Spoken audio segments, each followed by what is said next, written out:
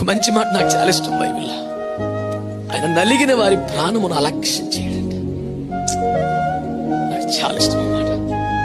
అన్యాయంగా నిందలు, అవమానాలు, వేదనలు, బాధలు, పోరాటాలు నలిగిపోయావు చూడు. నీకు ఇంకే స్పెషల్ క్వాలిటీ అక్కర్లేదు బిడ్డ. నీ నలిగిన నీ జీవితమే దేవుని నిర్లక్ష్యం చేయలేడు. ఆయన స్వభావం అది కాదు. లైట్ తీసుకెళ్ళాడు, పక్క నుంచి బైపాస్ అయ్యి వెళ్ళిపోయి నలిగిపోతున్నావుగా. నిద్ర లేని రాత్రులు గడిపావుగా.